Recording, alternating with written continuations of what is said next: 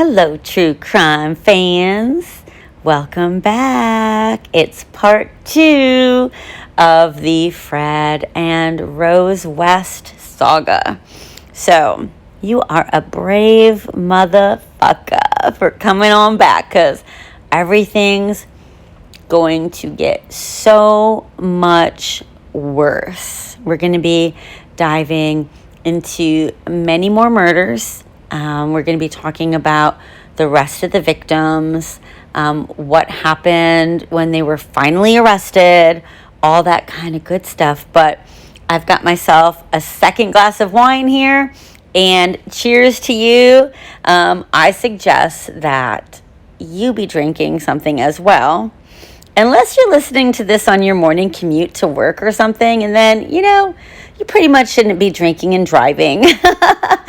Maybe just have your little drink. If you're sitting at your desk at work listening, which I listen to podcasts at work all the time with my earbuds, maybe you have like a little container of some drinky on your desk that nobody knows about, or your coffee is spiked, or whatever, because this is a fucking gross ass story, and I'm somewhat upset with myself that I took it on because I'm feeling like extremely sick to my stomach. But anyways, we're going to move forward. You can do it, Kimmy. All right, guys, let's do it.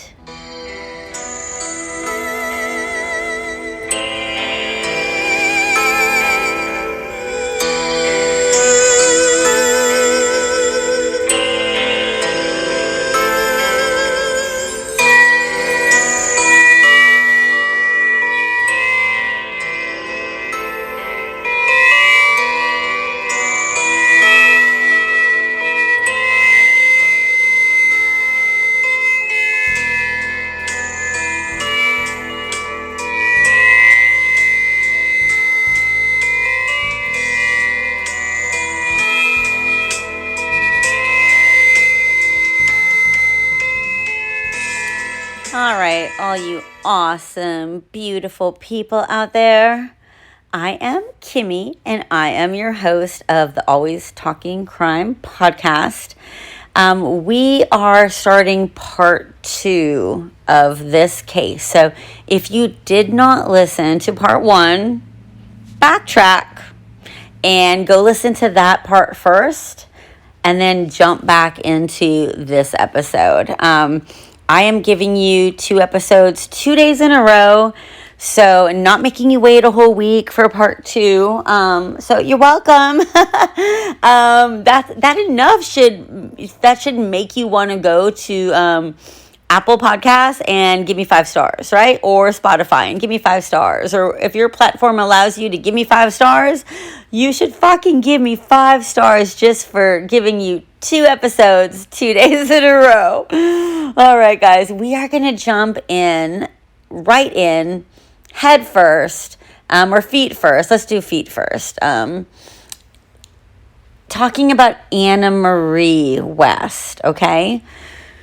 So in September of 1972, the Wests led 8-year-old Anna Marie to the cellar at 25 Cromwell Street, where the child was ordered to undress.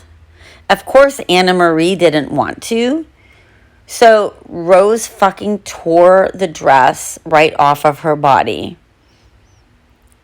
Anna Marie was then stripped naked. She was bound to a mattress and gagged so that Fred could rape her with Rose's active encouragement. After the rape, Rose followed Anna Marie to the bathroom, laughing as she observed Anna Marie struggling to walk. That poor girl. I mean, this just makes me want to cry. Rose then handed Anna Marie a sanitary towel, explaining to the child, "I'm sorry, everybody does it to every girl. It's a father's job. Don't worry and don't say anything to anybody." Making clear these sexual assaults would continue, Fred and Rose then threatened Anna Marie with severe beatings if they ever received word that she had told anybody about the sexual abuse that she was enduring. God damn, makes me fucking sick. That poor girl. Rose occasionally sexually abused Anna Marie herself and later took extreme gratification in degrading her with acts such as binding Anna Marie to various items of furniture before encouraging Fred to rape her, and forcing Anna Marie to perform household chores while wearing sexual devices and a miniskirt, which is weird. Yeah. Like, was she making her wear like a strap-on, like a dildo? Like, I'm trying to figure out what other kind of sexual devices it could be. Like, that's kind of what I'm figuring. I don't know. But from the age of 13, Fred and Rose forced Anna Marie to prostitute herself within the household. And her clients were informed that Anna Marie was 16 and not 13. Not that it's really much better, because it's still not. Maybe 16 was like the legal age there. I'm not sure. Like, here it's 18. So 16 is still not any better than 13. But both of those ages are better than 8 when they fucking started raping her. Like, that's fucking gross. Like, fucking, like, oh my gosh. I would love to punch both of those fuckers in the face. Anyway, Rose was always present in the room when the acts of prostitution occurred. She wanted to make sure that Anna Marie did not reveal her true age to anybody. On one occasion, when Anna Marie was 13 or 14, Rose took her to a local pub, insisted that she drink several glasses of barley wine. And many hours later, Fred arrived at the pub to pick them both up. And once they left the premises, Anna Marie was bundled into her father's van and beaten by Rose. And Rose was asking her, "Do you think you could be my friend?" before they both sexually abused Anna Marie again. It makes no sense. Like, she's a fucking nut job. I mean, just fucking crazy. I mean, that poor fucking girl. We're going to talk about another victim here. Her name is Caroline Owens. In October of 1972, the Wests hired 17-year-old Caroline Owens as their children's nanny. They had picked her up one night on a secluded country road as she hitchhiked to her Cinderford home after visiting her boyfriend. Learning that Caroline disliked her stepfather and was looking for a job, Rose and Fred offered Caroline part-time employment as a nanny to the 3 children that were then in their household, with the promise that she would be driven home each Tuesday. Several days later, Caroline moved into 25 Cromwell Street, sharing a room with Anna Marie, who Caroline noted at the time was very withdrawn. Rose had begun to engage in prostitution at this time, and she explained to Caroline that she had worked as a masseuse when Caroline inquired her about the steady stream of men who came to visit her. According to Caroline, Fred also said that he was a skilled abortionist. That is fucking gross. Like, who just says that? Like, I'm a skilled abortionist. Like, aren't I cool? Anyways, he said he was available should she ever need such a service. She also noted that Fred talked about sex almost incessantly. Her suspicions as to his sexual overtones were further heightened when Fred boasted that many of the women he claimed to have performed abortions upon were so overjoyed that they would offer him their sexual services as a reward. Yeah, I don't think that that's how it works. Like, No woman is going to feel like rewarding a man with any sexual favors after she goes through the fucking bloody hell of having a fucking abortion. I mean, what a fucking, like him and all his stupid ass lies. Like, oh gosh, like, he's stupid. When Caroline herself became the recipient of Fred and Rose's sexual advances, she announced to them her intentions to leave Cromwell Street and go home. Like, she had enough. She's like, fuck this shit, I am out. Knowing Caroline's habits of hitchhiking, Fred and Rose formulated a plan to abduct her for their shared gratification. Fred later admitted that the specific intent of this abduction was the rape and likely murder of Caroline, but that his initial incentive was to determine whether his wife would be willing to at least assist him in an abduction. On December 6th of 1972, the couple lured Caroline into their vehicle with an apology for their previous conduct, and then they offered her a lift home.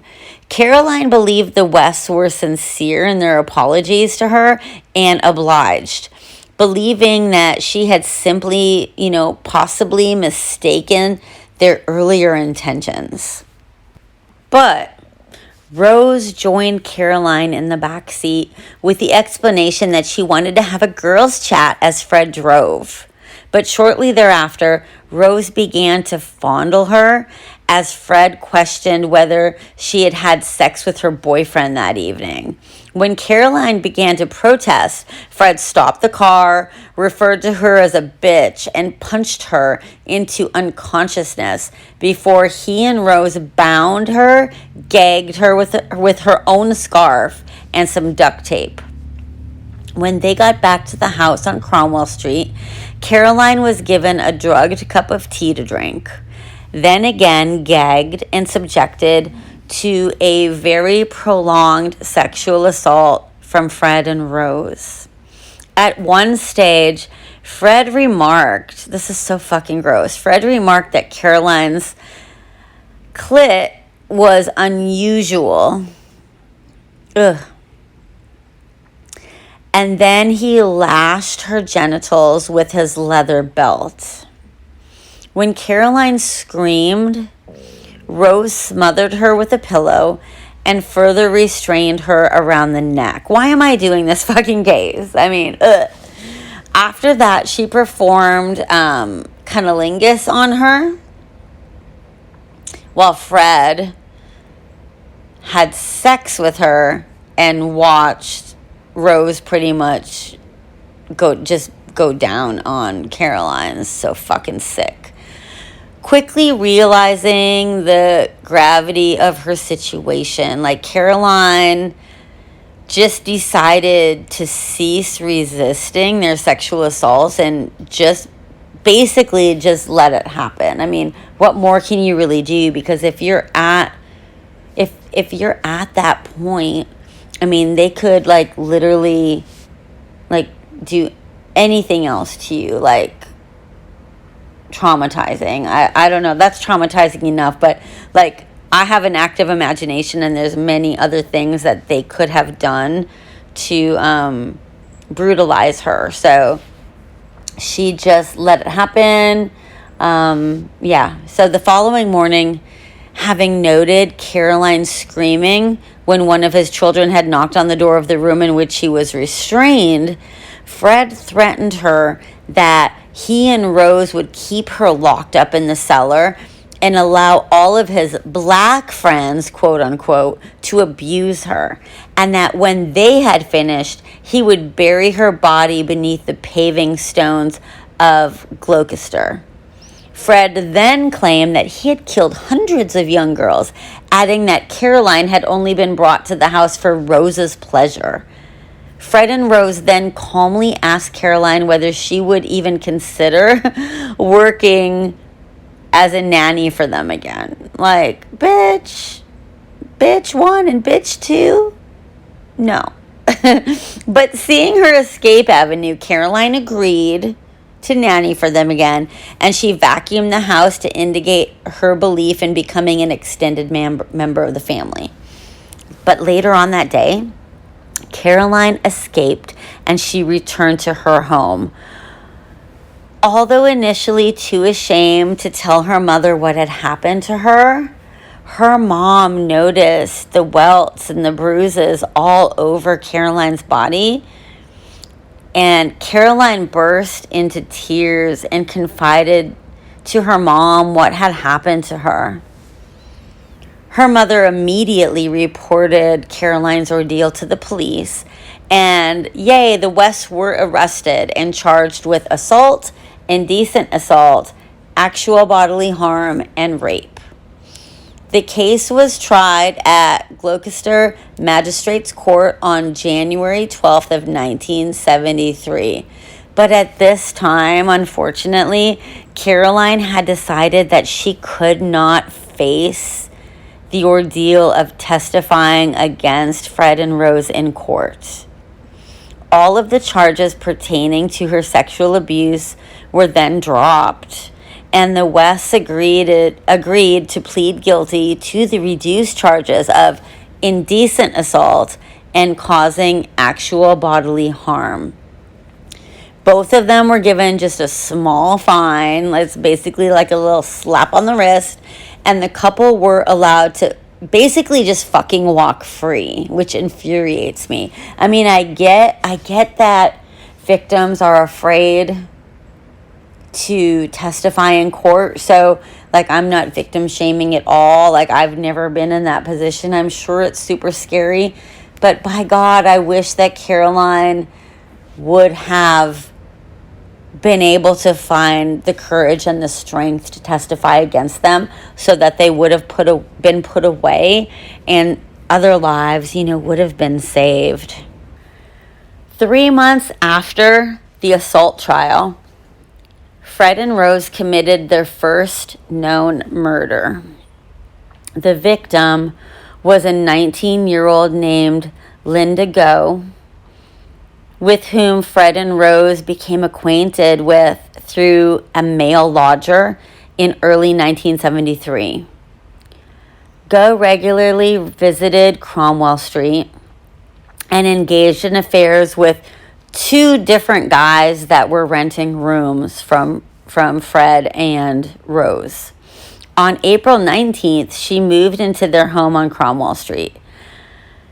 But on or about April 20th, other tenants were told that she had been made to leave the household because she had hit one of their children.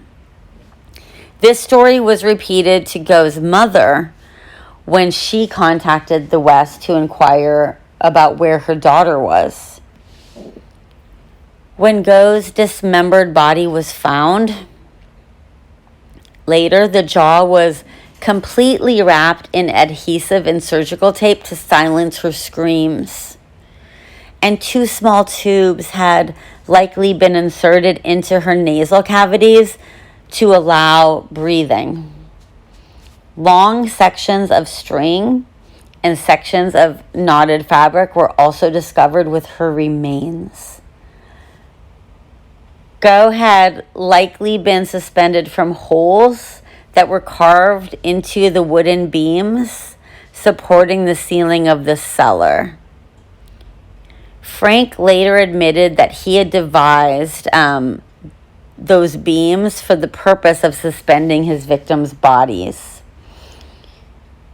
She most likely died of either strangulation or suffocation. Neither one sounds like fun. Her dismembered body, missing 5 cervical vertebrae and numerous finger bones, was buried in an inspection pit beneath the garage. From their later investigations, police and forensic experts concluded all the victims found in the cellar at 25 Cromwell Street had been murdered in this location, and that, like Go, Each had been dismembered in this location as well. 5 victims were murdered and buried in the cellar at Cromwell Street between November of 1973 and April of 1975. The first of these victims, 15-year-old Carol Ann Cooper, was abducted on November 10th, 1973. Cooper lived in the Pines Children's Home in Worcester and was abducted after spending the evening at a cinema with her boyfriend. That was like a hard word to say. I don't think I said it right, but it made me think of Worcestershire sauce. Oh, I just had to say something kind of clever and funny because I know that there's more like brutality that I'm going to be talking about in a second. Anyways, Carol Ann Cooper had been waiting for a bus when she vanished and was most likely dragged into Fred's car.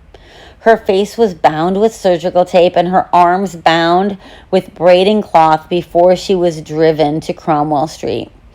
At the West's home, Cooper was suspended from the wooden beams of the cellar ceiling before her abuse and murder.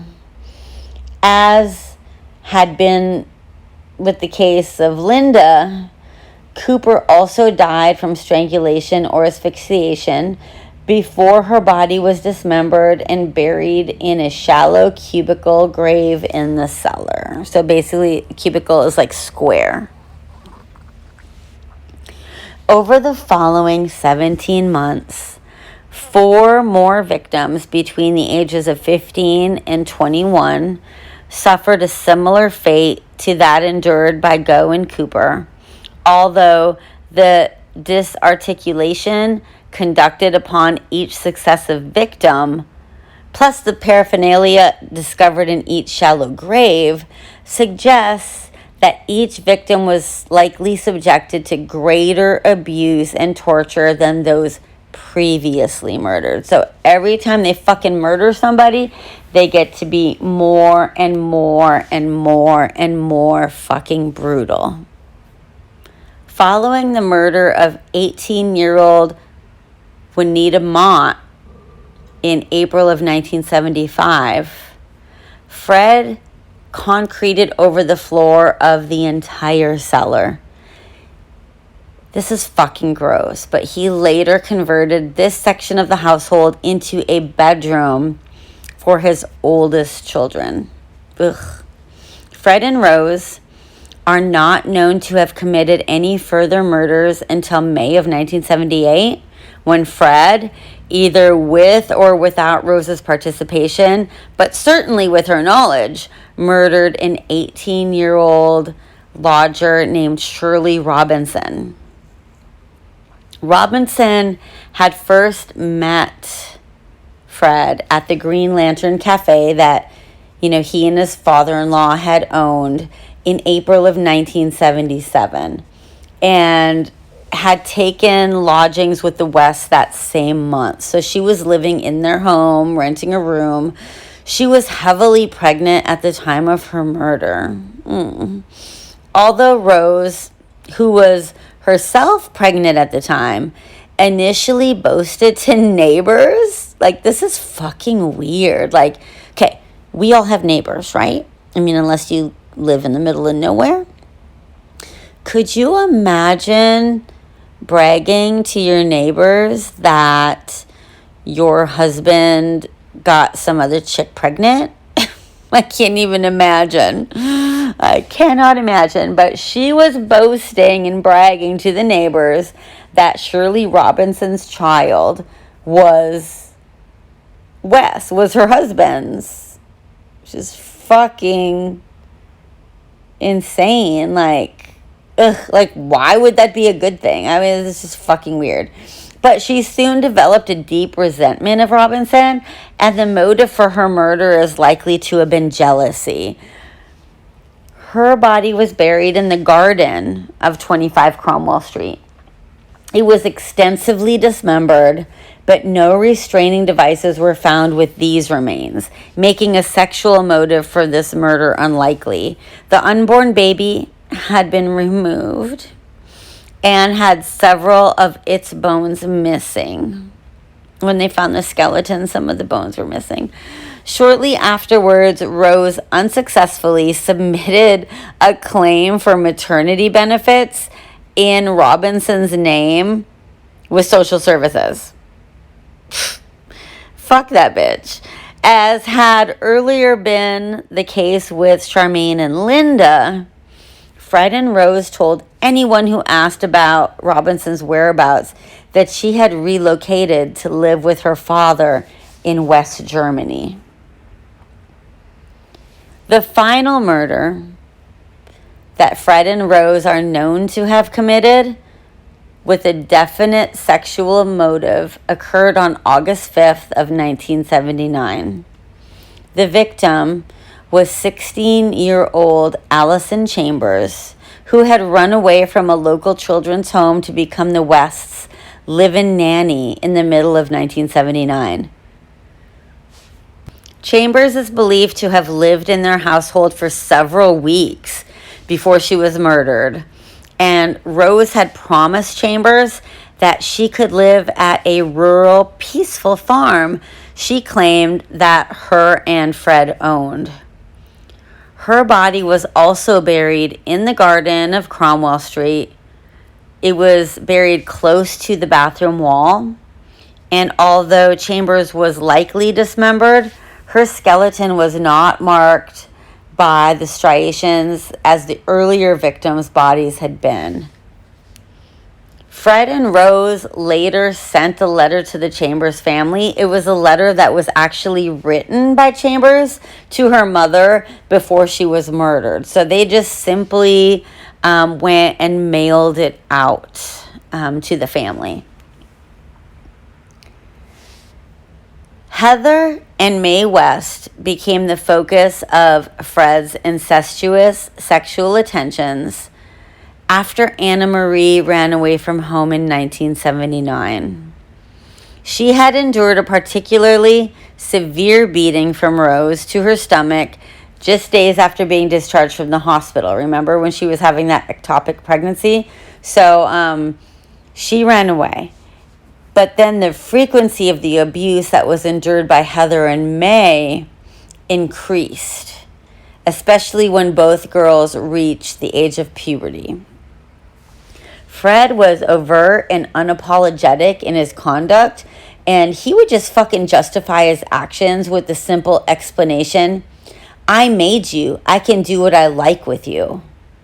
Fucker. Like, I hope he's fucking burning in hell. He's got to be. Like, I believe he's got to be. I don't care how fucked up his childhood was. Like, this is just off the fucking rails. Fred further relayed to them his intentions to impregnate both of them on at least one occasion. He would also occasionally force all of his children to watch pornography with him. Ugh. Like, have you guys ever, like, been watching a movie, like, with your parents or maybe, like, with your children? Like, I have grown children. And then I've also, I also have a mother that's alive. But have you ever, like, watched something with them and then there's, like, some kind of, like, sex scene in the movie or the TV show that makes it, like, super awkward and you're not sure what the fuck to even do because it's just so, cringeworthy. Like, who the fuck wants to actually be watching pornography with their parents? That's fucked up. But as Heather, Mae, and their younger brother Stephen were very close in age, the trio resolved that if their father asked either of the two girls to be alone in a room with him, they would only do so if at least one other member of the trio were present, so that they would avoid either of the girls being raped by Fred. Both of the girls also developed a pattern where they would only shower or undress when their father was either out of the house or as the other sister stood guard at the door. Stephen was also informed by his father, this is fucking gross, but he was informed by Fred that he would have to have sex with his mother, Rose, by the time he turned 17. But thankfully for Stephen, Fred and Rose had actually evicted Stephen from their home when he was only 16. So at least he didn't have to give it to his mom. Like, that's fucking gross. Ugh. Like my little sounds. Like, I could literally, I feel so sick to my stomach right now.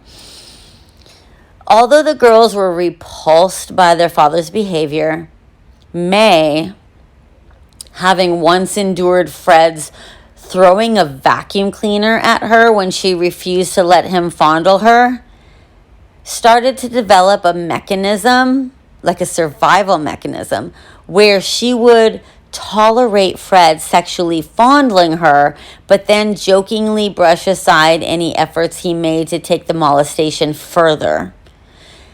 In her autobiography, May recollected that Heather was affected quite badly by all of this, even more than she was. A strong suspicion remains that by the year 1985 or 1986, Heather had been forced to engage in sexual intercourse with her father. Apparently, by the mid-1980s, she developed classic symptoms of the distress that was felt by victims of child abuse. These symptoms included her biting her nails until they fucking bled, drinking alcohol, wearily watching her father through the corner of her eye whenever she was sitting or standing, expressing nervous fragility whenever she was in the presence of any male, not just her dad. Heather's sleep was reportedly broken repeatedly by nightmares, and she kept bouncing back and forth as she sat on any chair. Like, she couldn't sit still. She was so nervous all the time. This distressful behavior led Fred and Rose to suspect that for some reason, this doesn't even make sense, that Heather had lesbian tendencies, and also resulted in her becoming the increasing recipient of taunts from her father, who had never really particularly liked Heather in the first place. Fred would always tell Heather that she was ugly and a bitch. Heather also expressed to May and Stephen her desire to run away from home and live a nomadic lifestyle in the forest of Dean, and to never again see a single human being. I can't blame her. Okay, we're going to go on to talk about what happens to Heather. Heather did complain to friends about the abuse she and her siblings were enduring, and her external signs of psychological distress were noted by several of them.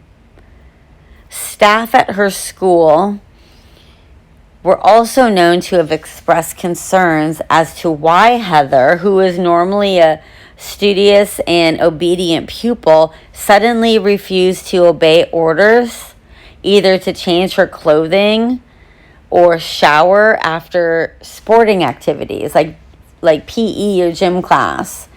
On one occasion, she was forced to take a shower, resulting in her peers and staff seeing that her arms, her legs, and her torso were covered in welts and bruises in various stages of healing. Heather attempted to excuse these injuries, and she just made excuses. And she said that they were obtained in fights with her siblings. But she later confided to one close friend that they had been inflicted by her parents, adding that her mother considered her a little bitch who deserved the beatings. By the mid-1980s, rumors of Rose's sex life had reached several of the children's classmates, and although the West children had been instructed never to divulge details of their home lives to their peers, Heather did confide to her friends that many of these rumors were indeed true. The father of one of these classmates was a fucking douche canoe. Fuck you. But, he went and told Fred and Rose that Heather had told details of her home life to his child, including details of her mother's promiscuity. Fred was so concerned by these revelations that he began to escort Heather to school and from school. When Heather left school in the year 1986, she started to apply for numerous jobs in an effort to leave Cromwell Street. I can't imagine, I remember when I was 18, I could not fucking wait to move out of my crazy house. And my crazy house was nothing at all like this house. So I can only imagine Heather's desperation. By June of the following year, Heather had pinned her hopes on escaping the household by obtaining a job as a chalet cleaner at a holiday camp in the seaside town of Torquay. She received notification, though, that this application had been unsuccessful on June 18th. In response, she just burst into tears in front of May and Stephen. That same evening, the entire family could hear Heather sobbing loudly all night long, just crying herself to sleep, but never actually falling asleep, which is just so heartbreaking. According to May, Heather cried all the way through the night. The following morning, on June 19th, Heather was back to her usual self, looking miserable, biting her nails, and sitting on the couch, bouncing back and forth as she sat. Her siblings all left the house to go to school. But when Heather's siblings returned home, they were all informed that Heather had left to accept a job she had previously been refused. Although Rose told an inquiring neighbor that she and Heather had a quote-unquote hell of a row, and that Heather had run away from home. Later, to answer the children's questions about why Heather failed to contact or visit any of them, Fred and Rose both claimed that Heather had eloped with a lesbian lover. I don't get... Okay, so there's fucking nothing wrong with somebody being a fucking lesbian. And obviously, Rose liked women too. She was bisexual. So I don't understand. I can't wrap my head around why they were upset. It's never even stated whether or not Heather was a lesbian, and who fucking cares if she was. But fucking Rose fucked women all the time. So I don't fucking get that part of the story either, but it's confusing to me. But anyway, when May and Stephen suggested to them that they go ahead and report Heather's disappearance to the police, Fred went and changed his story yet again, saying that it would be unwise to initiate a search for Heather because she was involved in credit card fraud.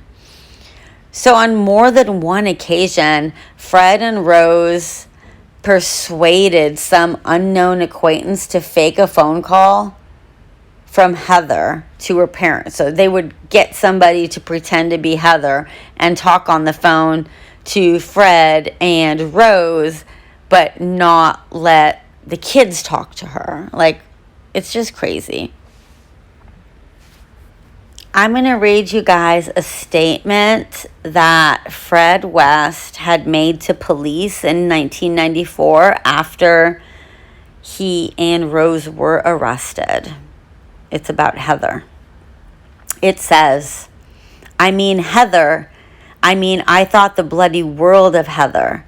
So anyway, I got to grips with it after a while, and the first thing that came into my mind was, I'm going to have to take this and sort it out, which I did. All the messes Rose got herself into, I took the fucking rap for them and helped them out.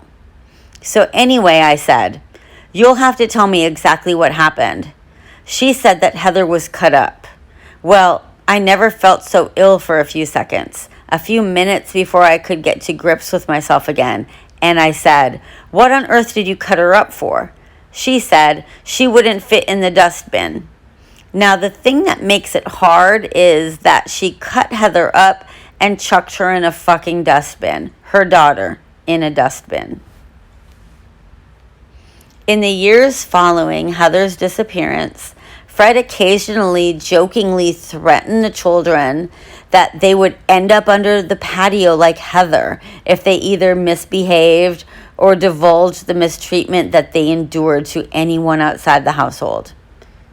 With Rose's approval, he later constructed a barbecue pit, a fucking barbecue pit, immediately opposite where Heather had been buried. And he placed a pine table on top of her grave for the children to sit on whenever the West held family gatherings in their garden.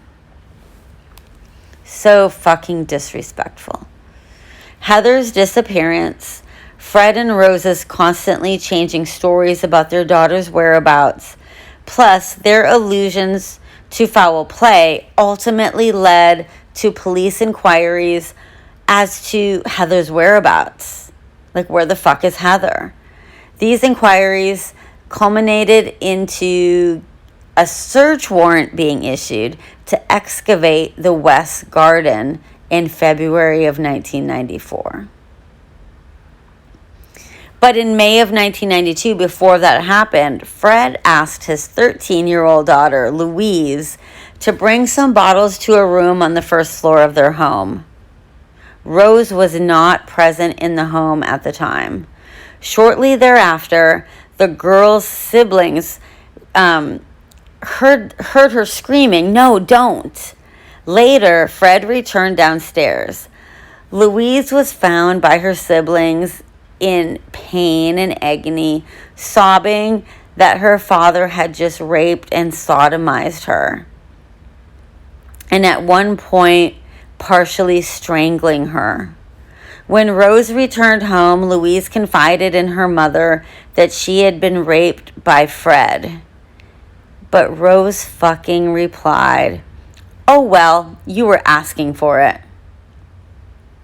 Over the following weeks, Louise was raped on 3 further occasions, with Rose personally witnessing one of these rapes before following her distressed and bleeding daughter into the bathroom and asking her, "Well, what did you expect?" Fred also filmed one of these rapes. Guys, I just want to cry. Several weeks later, Louise garnered the courage to confide to a close friend what her father had been doing to her. This friend told her own mother what had happened. In response, the friend's mother anonymously informed the police, thankfully. 2 days later, the police searched the West household on the pretext of searching for stolen property. Although numerous objects of sexual paraphernalia, which included 99 pornographic videos of both homemade and commercial nature, were discovered, police did not find the video depicting the rape of Louise. The 13-year-old made a full statement through a specially trained solicitor, which is an attorney, I think, describing her father's actions.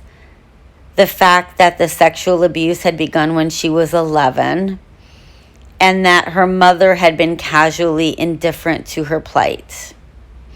All the children in the household were placed into foster care the following day.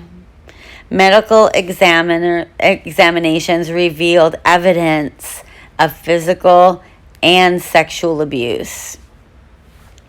The West children also divulged that their mother had inflicted most of the physical abuse and that their father frequently said that if they told anyone about the goings-ons in the household, that they would be buried under the patio like their sister Heather.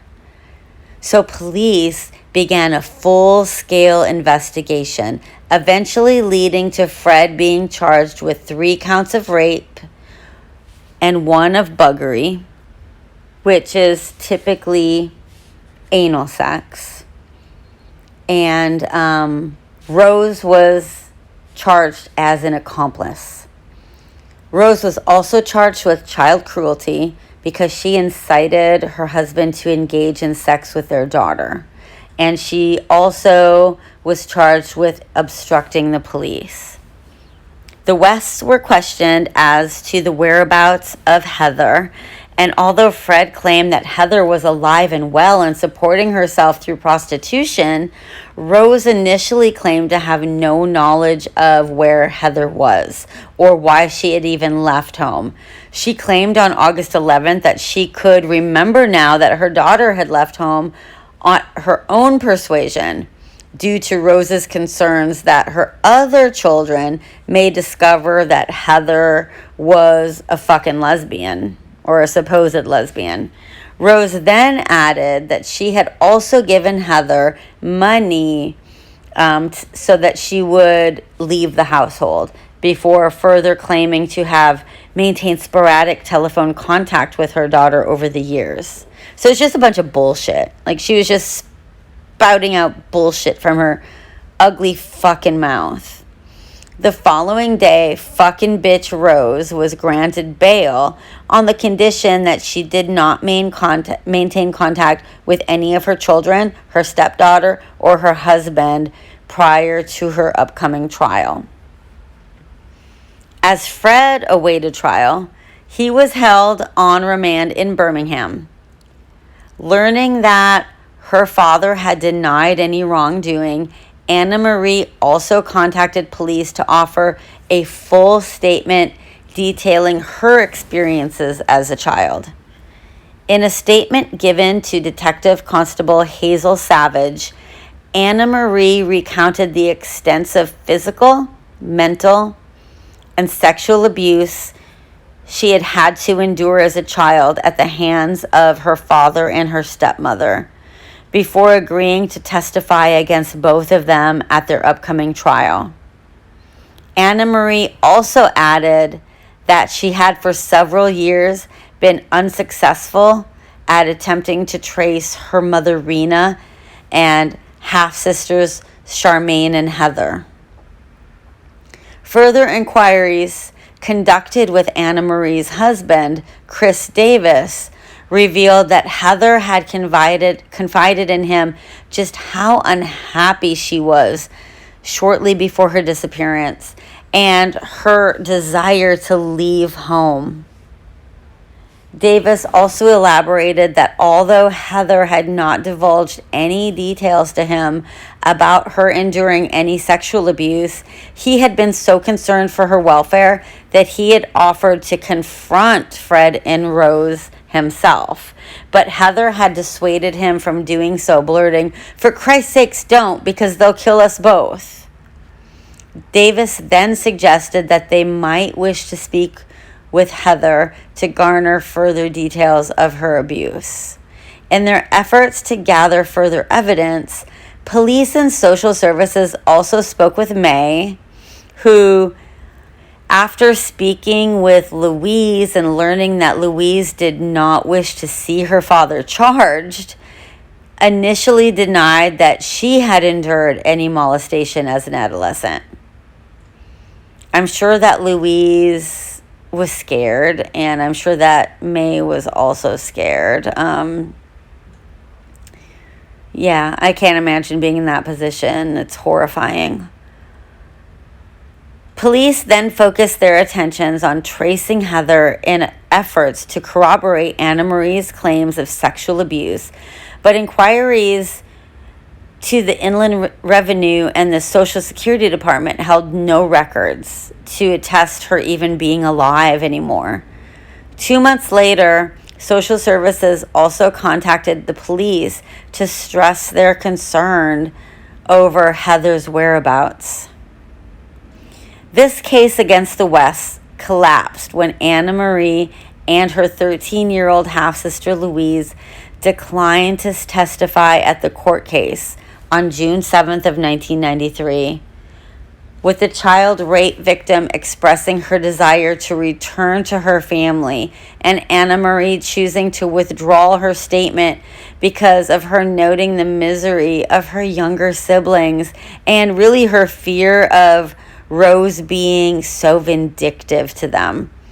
Shortly thereafter, Anna Marie spoke further with D.C. Savage, further emphasizing that her mother Rena and half-sister Charmaine were also still missing.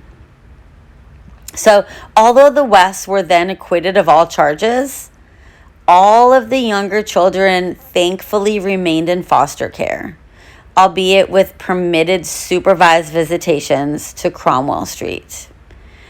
Despite the Wests claiming to the few relatives from whom they were not already estranged by, they had told them that the charges had been fabricated by police. And almost all of the remaining family members severed contact with them. Meanwhile, the police continued investigating the disappearance of Heather, noting no records existed at all that she was alive. When Anna Marie was questioned as to the family joke regarding Heather being buried beneath the patio, Anna Marie confirmed that the sole time that she had heard her father recite this claim, he had immediately burst into laughter, leading her to refuse to take this claim seriously. In retracing Fred's history, police also discovered that although Rena and Charmaine had disappeared back in 1971, there was not any missing person reports ever filed on either one of them. D.C. Savage and her colleagues were convinced that Heather was dead and that Fred's repeated statement to his children that her body lay beneath the family patio just might be true. On February 23rd of 1994, Gloucester police successfully applied for a search warrant that authorized the search of 24 Cromwell Street to locate Heather's remains. When the police showed up and showed the search warrant to Rose, Rose instantly turned pale and then became hysterical, and she shouted to Stephen that he should get Fred. Rose became contradictory in her informal questioning as to the circumstances surrounding Heather's disappearance. When she was reminded of these contradictions, Rose became distraught and super verbally abusive, like shouting at the officers, "I can't fucking remember. It's a bloody long time ago. What do you think I am? A bloody computer?" No, she's a bloody fucking see you next Tuesday. Fucking bitch. Fred had begun working in Stroud at the time. Upon hearing of the police's intentions, he assured Stephen that he would be home immediately. When Fred arrived to the house 3 hours later, he informed his family of his intention to voluntarily offer a witness statement to police. Despite Fred's insistence in this statement that Heather had been alive and well and she was involved in a drug cartel, and that the claims he and his wife had made as to Heather being buried beneath the family patio as jokes and just simply rubbish, police didn't believe him. In response, Fred abruptly changed tactics, claiming they simply held a grudge against him due to the acquittal of the rape of Louise the year before. That evening, with the search team having left the premises and a uniformed officer remaining there to guard the excavation site, May and Stephen observed their parents talking in hushed tones as they repeatedly glanced toward the garden from their kitchen window. In the early hours of the following morning, as his son Stephen was about to leave for work, Fred informed him, "Look, son, look after Mom and sell the house. I've done something really bad. I want you to go to the papers and make us as much money as you can." Shortly thereafter, police returned to Cromwell Street to continue their search for Heather's body. Upon their arrival, Fred indicated his wish to be arrested for Heather's murder and to be taken to Bearland Police Station to provide a full confession. He was then formally arrested and cautioned. I think that's kind of like, you read your Miranda rights here in the United States. I think that's what being formally cautioned means. At 11:15 that morning, Fred formally admitted to police that he had indeed killed his daughter, albeit in an act of manslaughter. He confessed to strangling Heather in a fit of rage, then dismembering her body in the ground floor bathroom with a heavy serrated knife he normally used for cutting slabs of frozen meat. Her remains had been stored in a dustbin as he waited for an opportunity to dig her grave. Fred was insistent that Rose had no knowledge of her daughter's murder, claiming that he had committed this murder when Rose was preoccupied with one of her clients, adding the fact the search team had not yet unearthed Heather's remains because they had been excavating the wrong fucking section of his garden. He then volunteered to accompany the police to the house to pinpoint the precise location of Heather's body. Upon receipt of his confession, Fred's solicitor, Howard Ogden, and Janet Leach, his appointed appropriate adult, informed May and Stephen that their father had confessed to Heather's murder. In response, Stephen slumped against a wall and began sobbing. May entered a state of shock before stammering that her father had not killed her sister. Guys, I think that I'm going to cut this short right here, and I'm actually going to finish this in a third episode, because I'm looking at the amount of notes that I have remaining, and I don't really like to do episodes that are like too much over an hour long. And if I continue, I know that this is going to be at least a 90-minute episode, if not longer. So let's just stop here and know that the next episode is going to be available tomorrow. Unless you decide that you would like to sign up to be a patron at patreon.com/alwaystalkingcrime, and you can get it right away. I just stopped for a second to take a sip of my wine and stop myself from puking about the brutality of this case. And I started looking at my notes, and there's a lot more that I need to tell you guys about. So I think it's best to make this a part 3, even though I had no intentions of this being a 3-part case. It's just turning out that way. So yeah, guys, hang in there with me, okay? This is it's just horrifying. I know, it's horrifying. Yeah. That's all I can say is it's horrifying. I don't have any other words. I've known about this case. I've heard other podcasts in the past do this case.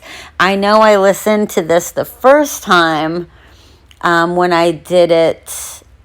Oh, I was traveling cross country. I was driving to Michigan when my granddaughter was born, and I was listening to My Favorite Murder pretty much the entire drive, which is like a 22-hour car ride. And I broke it into 2 days, but I pretty much binged on Karen in Georgia. And they were actually the first people that made this case, made it known to me. Like, I had no idea and, like, no knowledge of this whatsoever. So, yeah, and I felt sick then, and I feel sick now. But I think that they made it a lot shorter because I think they only talked about it in one episode. So I apparently like to give lots and lots of detail and probably go off on lots of crazy tangents. So don't mind me. I'll be back with part 3 tomorrow. I love you guys. Keep talking crime.